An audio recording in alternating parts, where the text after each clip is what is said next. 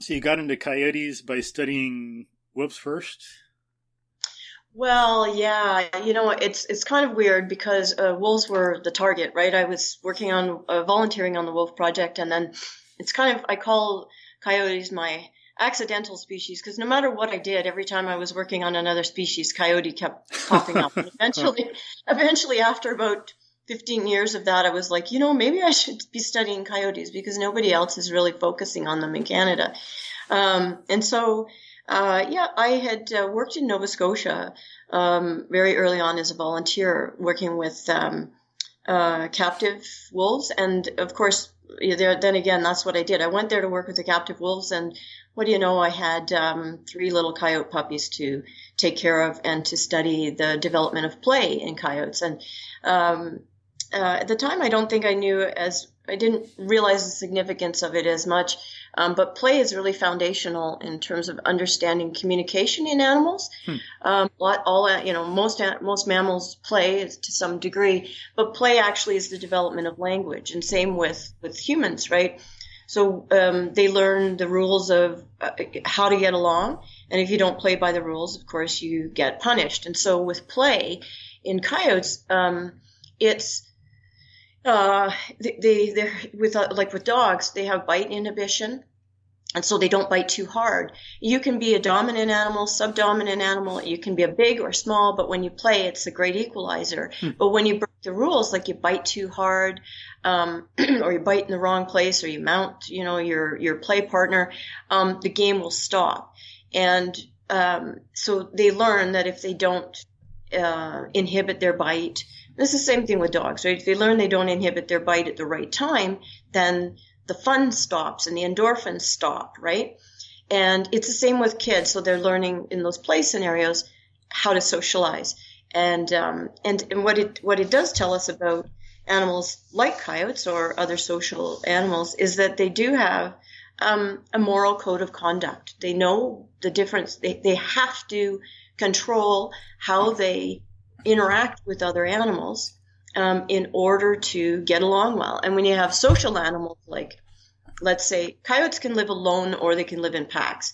And they are a little lower social order than something like wolves. Wolves must, pretty much must live in a pack to survive because the body size requires them to take down large prey, and the large prey in order to survive, and the large prey that they need to take requires more than one individual. And so to be a wolf, you have to be more forgiving of other people's, other members' transgressions, or control yourself, right? So you have to be more social. Coyotes can live in a much more flexible way, and as such, they have evolved to be a little less social.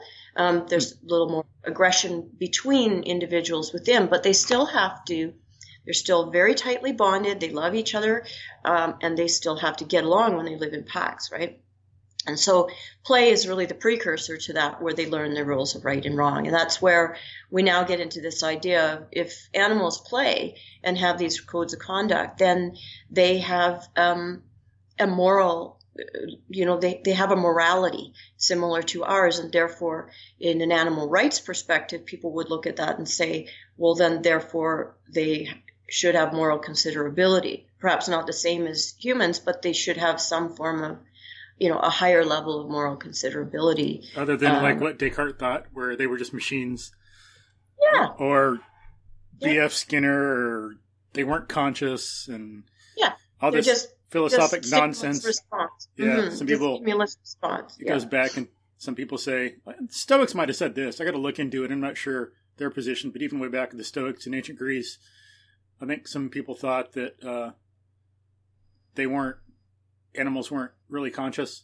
And then I don't know if it was then or later in philosophy, but then some of this screwy idea that if you're in pain, it's not real, but it's when you are aware that you're in pain. It's like, that is ludicrous. Yeah, it goes back to it's really disturbing time period in human history. But in terms of Descartes, I think therefore I am. But didn't apply to animals. It only applied to humans. But then later we started with vivisections, right? Which was based on the same idea. They felt that when they were cutting, vivisection is live cutting, when they would experiment on animals, and in the medical realm, right, instead of cutting open people, they would just attribute the noises to simply sounds, not feeling. And so, but you know what? That's not gone. There's a lot of people that still think that way. Yeah, unfortunately. So we're still overcoming that, right? Mm-hmm. Yeah. And then that's one thing that led to some, like, what amounts to physical abuse of, like, young children, too. They're 2 or 3. They don't know it yet. Like, they're not reflective, so they don't really feel it. So they'll forget. Right. It doesn't really exist. But, yeah, it's pretty sad. But, so deer can play, too. Coyotes, wolves, deer. A lot of animals have play and teaching as well. It's interesting. So do all of our domestic animals, and all the ones that we eat also play, right? So it's when you start digging into that, it does change the way you think of it, and you have to come to terms with those kinds of questions. That's the kind of stuff I tackle in my animal geography class, is about these. How do we make the decisions we do about which animals we will eat or not? And so, yeah, it is more and more we're recognizing consciousness in so many animals. And it's fantastic, because the bar is starting to move on that. And yeah. What are some books you know of, maybe articles or books for the general layperson that might be interesting in that regard about animal consciousness? One of the most influential for me was work by, and it's extremely accessible, Mark Bekoff's work on Emotional Lives of Animals is one of the names of the books. He has many, the Animal Manifesto and that, and those are really nice reads. There's also a little bit more, if you get back into Frans de Waal's work on animals. It does go way back to Darwin has a book called Expression of Emotions in Man and Animal, which essentially outlines the fact that we have all the same emotional expressions, or just in terms of consciousness we're all on a spectrum. But I would say, for contemporary stuff that's very accessible and yet still, full of scientific background, would be Mark Bekoff's book. And of course, he's also with Project Coyote advisory board, so you can find him that way too. But it'd be easy to just Google those. And that's actually one of the textbooks I use in my class is his book, Emotional Lives of Animals, because it outlines a lot of those foundations for understanding sentience in animals, and lots of examples of different animals and how they express sentience. Cool. And I'll put some links to some of their books in the show notes for folks, and Sure. Then some others I've read, I'm aware of, like I think Carl Safina, if I remember right, he's written some stuff. And this guy, biologist, naturalist, Baron Heinrich, he's done some really good work on the raven stuff. yeah. Very much so. The raven stuff is, gosh, I read that a long time ago, and I loved that his first book on the ravens. Oh yeah, fantastic. Yeah. He's got a lot of books. Yeah, thinking about tool use and in animals that we wouldn't traditionally think, and we're learning more and more about things like raven families pairing with wolf families, and we see a lot of this sort of mutualism that. So, for example, coyotes, you often see magpies nearby with them.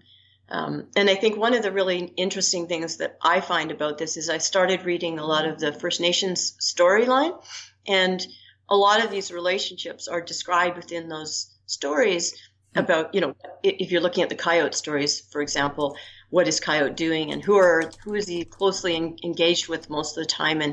And those things that we now are knowing are mutualist behavior in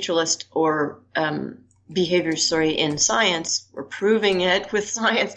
We're actually embedded in stories a long time ago, and I love seeing that we've missed that for so so many hundreds of years we've missed it. Yeah. That indigenous knowledge is already telling us all of these things. So yeah, I hear other stories on a similar vein like that about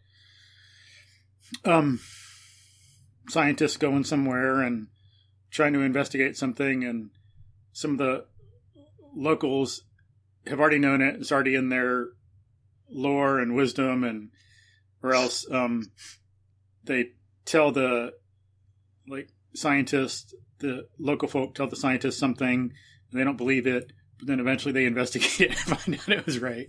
Mm-hmm. Yeah. Yeah, interesting. But and then Dan Flores is a book, Coyote America. Oh yeah, sorry, that's a great his recent book, Coyote America, fantastic. So yeah, there's lots out there. I didn't have all those stored in my brain. You're right. You're hitting all the key ones there. Cool. So you were studying wolves, and you started out getting into coyotes by watching them play. Mm-hmm. Yeah. Oh yeah. And then I came back and I did my master's and my PhD on sort of not on coyote stuff, but coyote kept popping up in all of the work that I did. And then it was really in 2005, I think, that I formalized that. And I had a student who had come in who was interested in working on that. And so we started a project that was really an ecological study about what do coyotes eat and where in urban settings. And is that connected to where they get into more conflict? So the idea there being we know that animals can habituate to human food. And so if we wanted to understand if there was a connection between where they were eating human food and the chances, the encounters that people were having or pets being killed or that. So that was really the first of its kind in Canada, where we were looking at the diet and then also comparing that spatially across the city, where the diet was, if it had more garbage, was there more conflict? And really, there hadn't been an urban coyote diet study done at the time either. So I had a student who came in, and she was just stellar, Victoria, and did the scat collection and analysis. And at the same time, I was working on conflict work from reports on coyotes. So we dovetailed those together. We saw some really cool stuff with respect to the diet. We saw, they're eating the things that they shouldn't be eating, but people were leaving out, uncontrolled garbage and bird seed and dog food. But also there were periods of time where they were eating crab apples. And so they were cleaning up a lot of the fruit, crab apples and other berries from the trees, and the other one being Saskatoon berries, which is a little blue, like a blueberry on a tree that we have here. It's native here. And so those types of things, and some of those, the crab apples, are a fruit-bearing tree that has flowers on it, and people like to plant it in urban areas because it's really pretty in the spring. But what we're finding then is that animals are coming in and eating that, animals that we don't necessarily want to be spending a lot of time around people. And the more time they're doing that, the more likely they're going to get into conflict. They get dependent on that food, and they get protective of that food.